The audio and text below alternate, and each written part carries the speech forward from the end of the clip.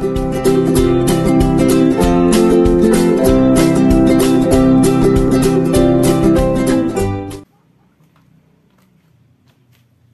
semuanya, salam sehat dan bahagia.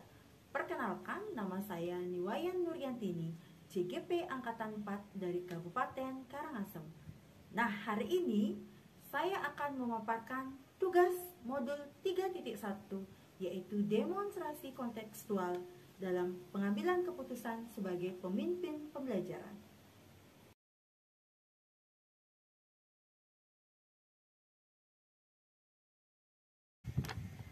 Sebagai pemimpin pembelajaran, maka saya akan berusaha untuk mentransfer dan menerapkan pengetahuan yang saya dapatkan di program guru penggerak ini di sekolah atau lingkungan asal saya melalui beberapa langkah, yaitu langkah yang pertama, saya akan menyusun rencana program guru penggerak yang akan saya laksanakan di sekolah sebagai acuan saya dalam menerapkan program guru penggerak.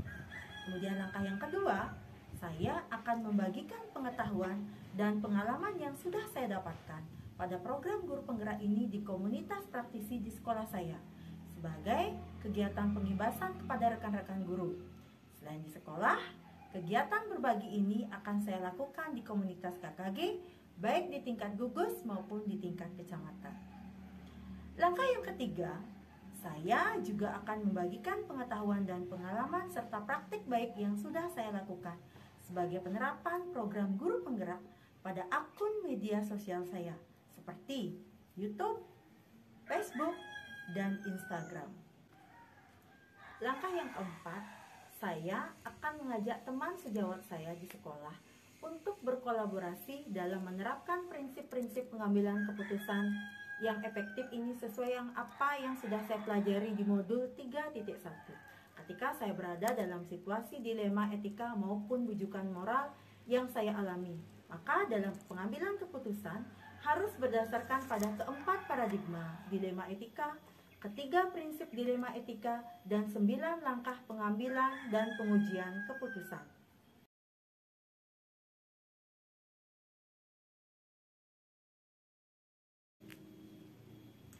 Langkah-langkah awal yang akan saya lakukan untuk memulai mengambil keputusan berdasarkan pemimpin pembelajaran adalah sebagai berikut.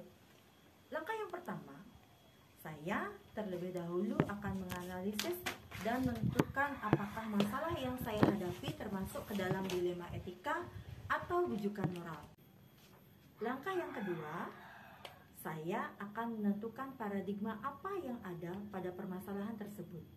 Paradigma yang terjadi pada situasi dilema etika bisa dikategorikan sebagai berikut: individu lawan masyarakat, atau rasa keadilan lawan rasa kasihan, kebenaran lawan kesetiaan, dan jangka pendek lawan jangka panjang.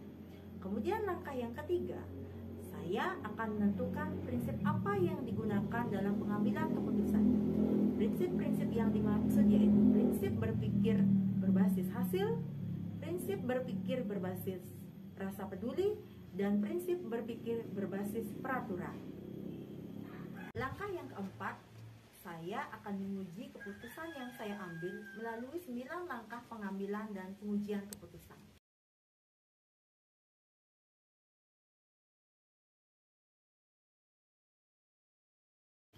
Saya akan menerapkan langkah-langkah pengambilan keputusan sebagai pemimpin pembelajaran ketika saya dihadapkan pada situasi dilema etika yang memerlukan pengambilan keputusan yang mampu mengimbangi antara dua pihak dan dua opsi yang ada dengan pilihan yang tepat dan efektif, sehingga tidak merugikan salah satunya dan membuat orang-orang di lingkungan saya merasa nyaman dan tenang.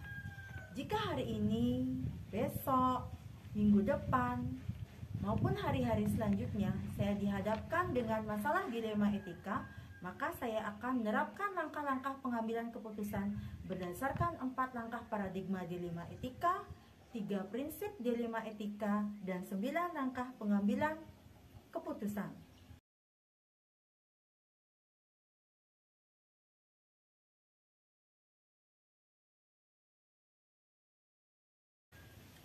Dalam menjalankan pengambilan keputusan sebagai pemimpin pembelajaran, saya tentu tidak bisa sendiri karena saya juga masih belajar bagaimana menerapkan ilmu pengetahuan baru ini, dan masih harus terus berlatih dalam mengambil keputusan berdasarkan 4 paradigma dilema etika, 3 prinsip dilema etika, dan 9 langkah pengambilan pengujian keputusan.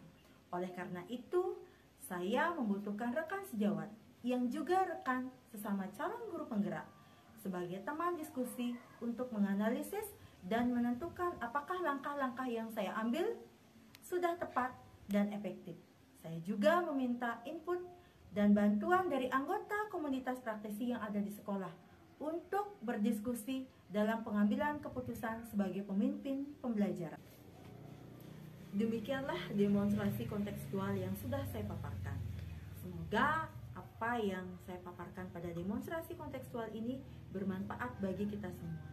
Sebagai akhir kata, saya mengucapkan terima kasih.